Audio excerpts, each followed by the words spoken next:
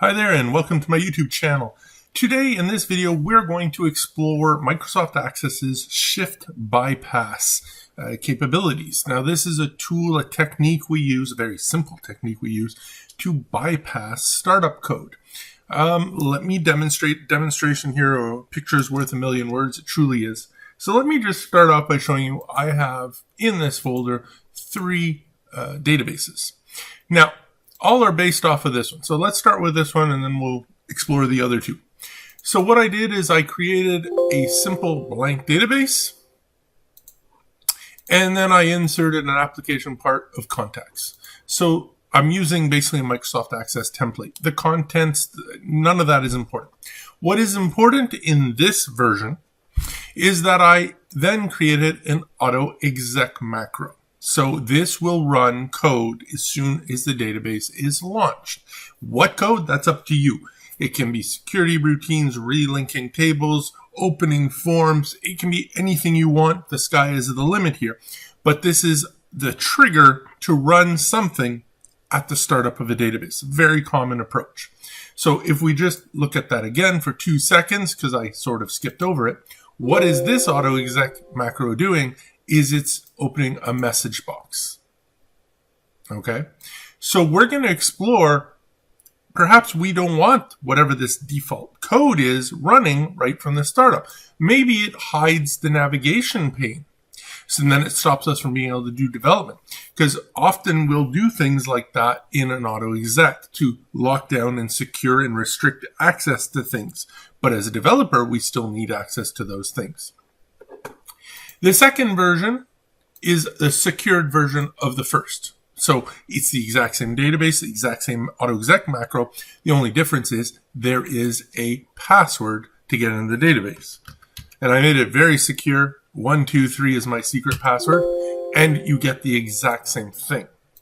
The third database that we're going to briefly touch upon is, instead of using an auto-exec macro, I'm using the database's default property of a display form, the startup form to launch. We'll look at that in 2 seconds. But in this case, as you can see, it will launch a form. There is no auto-exec macro, as you can see. How did that happen? Well, in this case, we went into the options, the current database, and I assigned the display form of, in this case, contact details. So I'm opening this form as soon as the database launches. So these actions, auto-exec, the display form, are actions that take effect automatically. We're not doing anything. It's just part of the way Access is built. So these are default actions. But we don't always want these actions to occur. They're there. Typical users, but especially administrators, database developers, sometimes we need to bypass them. And this is where the shift bypass technique comes into play. So let's take a look at it. Now, how does the shift bypass work? Well, it's exactly what its name says it is. By pressing and keeping pressed the shift key on your keyboard, when you launch a database and you keep it pressed down until the database is fully opened, it will bypass such startup code. So let's try it. So I'm going to press the shift key, and now I'm going to open my database, and I'm going to keep my finger on that shift key. I'm not letting go. And eventually, it opened in the background, but as you can see, we didn't get the message box. It bypassed the auto exec routine. Let's now try the secured one. We'll do the same process. We're going to come in here 1, 2, 3. And before I press OK, I'm pressing that shift key. And I've bypassed the auto exec macro once again. Now let's see on a startup form, a display form. Does it work as well? I'm going to press that shift key. I'm going to launch my database. And as you can see, it definitely worked. It opened the database, but the default display form did not display. So this is an asset, but at the same time that this capability is an asset, it's also a security hole, because it is so well known, this technique, that even the average user can use it, if they really wanted to be malicious, to bypass your startup code. So you put in place routines and an approach to try to secure your system. Well, they can go now, as simple as pressing the shift key, and bypass everything you've taken hours, days, months to build up and construct to try to secure things. So there is a capability to disable the shift bypass key. It's a property in the database. And we, since it's a property, can alter that property from true to false, false to true, depending on what you're wanting to do. So what I'm going to propose to you is that typically we're going to leave the shift bypass enabled while we're doing development. But when you're ready to distribute your solution to your users, to your client, whatever, that you disable the shift bypass. In the cases where you're implementing some type of auto exec or display form that's critical for the proper functioning of your database. So let's look at a little utility that I created for doing this. And as you can see, it really isn't very complex. It's simple. We're going to select a database. We're going to provide a database password if one exists. And then we're going to tell it what state we want that property to be set.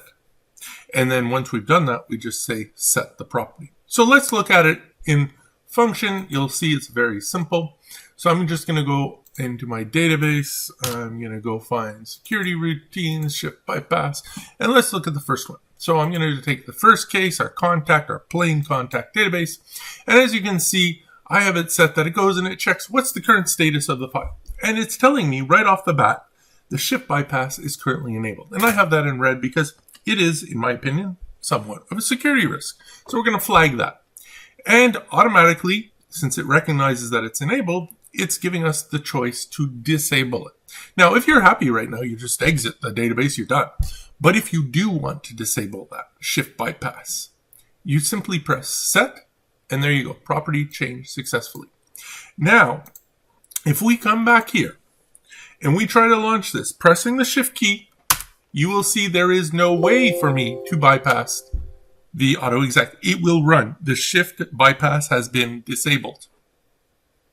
And I can try that any which way I want. It will make no difference. So let's re-enable it. We'll reset it. There we go. And now if I come back, the shift bypass will work once again. There we go. So it's as simple as that. It's a simple property that we're going to programmatically connect to the database, alter, and close. That's how this process works. And we can do this with any which one we want. So we can take the secured one. And you'll see the secured one, when it tries to go and read it to tell us what it is, it knows that it can't. It recognizes that there's a password and brings us to the password field. So I'll put in my top secret password. And now it's been able to go and validate that it is currently enabled. And it's offering me the choice to disable it. And I can disable it. There we go. So as you can see, it's a very simple utility to set and unset the shift bypass property. How does all of this work? It's basically two routines, very similar in concept. But the first one is I'm just going to connect to a database and I'm going to read the property, which is allow bypass key. That's the property we're playing around with. So I'm going to use the get allow to display that status, the current status of the database.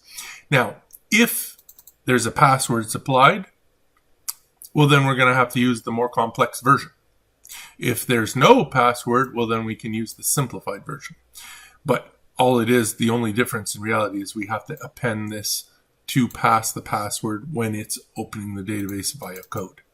So in either case, it opens the database and it goes and reads this property.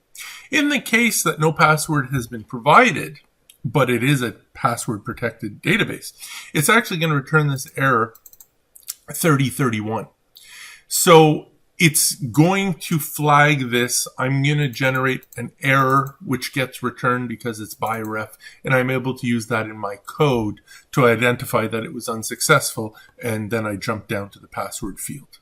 So that's the way I went about making this a little bit more solid proof function and be able to handle multiple cases, even the cases of a password protected database with no password. Well, we can look at the code in a second on the form, but that's basically what it's doing. Is I'm not only looking for does it return true or false, but I'm also looking, has it returned that there was an error that actually occurred in the process. Because this will run, the error will happen because it didn't manage to open, so therefore it's still going to be in a false state. So allow bypass, get allow bypass key, return false, but in reality it isn't false. It's an error happened, and that's why I'm using a byref error to be able to identify the fact that an error occurred on that function. We'll look at that more in detail in 2 seconds, but the heart of all of this is I open the database that we've specified, and I go and read the property, and I simply return that. Is it allowed or not allowed currently to use the ship bypass? Then I can display my message to the user, and I can adjust which of the 2 options I'm going to default the form to. Do I want to enable or disable? The second one, which is a little bit more complex, but it's still always along the same idea. It's previously we're just reading. Now we've got to actually set it. We've got to edit, alter the property in the database in question. So it's going to be the same process for opening it, whether there's a password or no password. But then we're going to come down here and we're going to just use the on error resume next for a second so we don't trigger any error handling. And we're going to try to go get that property. Now what happens is then as soon as that's done, we re-enable it. So let's say we're in the case of a new database or one that's never had this property set. Well, it's not going to be present. So what's going to happen is this is going to cause an error, but because we use resume next, it's just going to move over to the next line. But in fact, it will never have set that property object. So we're able to come here and say, well, is this object set? So if it isn't, we know that this has never been set. This property doesn't exist yet. And because of that, we have to first append it. We have to create that property first. So we're going to create the property and append it back to the database. Sorry. So we're going to create a new property, call it allow bypass, bypass key, sorry. And we're going to append it to our database properties. In the event that this is a database where this has already been set in the past, well, then this property will set properly. So when it comes here and checks this, it will be set. So we're going to jump down to the else. So all we have to do is alter its value. We don't need to do this creation and append process. All we have to do is change the current value to whatever we specified in our form. So that's the big, hoop that we have to jump through here is we have to identify, does this property already exist in this database? Yes or no? And the way to handle that is just by doing this. So we can use the resume next for one line and then simply validate, did it get set or not? If it got set, then we just change the value because that means the property exists. If it didn't get set, well, then we have to create the property completely and append it to the database this one time. And then in future runs, this will always come down to here. So that's the hoopla here. And once again, I have this whole thing for the error in case the database is password protected, because obviously you can't do this if it is password protected. But both of them operate in the same general idea. We've got to open the database. If it's password protected, we have to add this part to the call, and then we're going to bind to the property. So then the form itself is really straightforward. There's nothing much to understand. It all comes down to, I have 2 basic routines. One is to check the current status, the current state of that property. And like I said here, I'm going to hide both warning messages. Then I'm going to check, have we provided a password? And then once again, depending on the scenario, we provide it in our call or we don't. And then here I'm coming down, and like I said, this is going to return true or false, but that true and false isn't 100% accurate in case of a secure database where we didn't pass a password to unlock it. So this is where I have to add the extra validation of what's the error code that got returned. If the error code is there is no error, or that the property didn't exist, in both of those cases, well, we know the value of the property. So I'm able to now go and display the proper message to my user, and I'm able to default the option frame to the proper value. So if it's enabled, well, I'm going to offer it to disable it. If it's disabled, I'm going to offer it to be enabled. In the case of 3031, it's a database that's protected by a password, so that indicates I wasn't able to open the database. I'm going to go and set the focus on the database password field, and I'm going to set what I'm offering as an option to the user currently as an action. I'm going to set it to null because we still don't know what we're going to do. That's the first one. The second one is setting the property. So that was reading, this is setting, and it's going to be in a similar manner. We're going to come down here. Depending if we've supplied a password or not, we're going to call the set with or without supplying the password. And then it's the exact same scenario. I come down here and I evaluate what's the error code that was returned from this call. And then I'm able to come here. If it's 0, no error occurred, it means it was able to set the property properly. Everything's glorious. I move on, and then I'll add that last, okay, now that we've done that, let's update what we're displaying to our user as far as the message of the status and the choice that is currently going to be available to them. So we're going to flip the current offering. And in the case of a password protected 3031 error, well, that's what we're going to say. We're going to say the database appears that it's password protected. Please supply a password before trying this again. And you know what? This would be a great time to probably do me password.setFocus, right? We should direct them to that control. And that's literally it. So let's just try that for a second. If I come here and I pick my password protected one and I say go ahead and enable it, let's see. The database appears to have a password. Please supply the password and try again. And we've redirected them to that field. And now we can do the 1, 2, 3. It will go validate. And now I can say, okay, let's disable it because I'm going to distribute it to my users now. And there we go. It's done. Oh, I'm ready to do development. Let's re-enable it. There we go. Now I'm able to shift bypass everything as the database developer, get in and start doing development. And that's all there is to really know about that. It's very simple to do. This really isn't very complex. Like I say, two simple little routines, procedures to make this work. And then, of course, I have my file dialog. If you haven't seen it, it's on my website. I'll add a link below. So late binding, the file dialog, the way to go. It's super easy to use. And I also added this little routine here. Should you ever be here and you want to just go check out the file, well, you can also click on the magnifying glass here, and it will open a Windows Explorer window for you. Oh, it's hidden here. It's flashing. Let's go get it.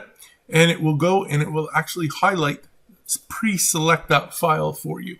So it can enable you to quickly do testing and quickly find yourself, especially if you're in a folder with lots of files. It will open it to that folder and go and select that file for you. So just one more of those little things that I've added there that can be useful sometimes when you're trying to test some of this out and also go, review. So that's basically the crux of the matter when it comes to the shift bypass. Shift bypass is a great technique. It's very, very useful, but it's also a security hole. So having something like this, whether you use this utility or you do it yourself a different way, that's fine. But I implore you, if you're distributing things to general users, consider disabling this because it may save you some headaches from some nosy users that will go where they shouldn't be going. But as you can see, it is very simple to do. And yeah, we'll leave it there. I hope you're all doing well. Have a great day, and we'll see you in the next video. Take care, everyone.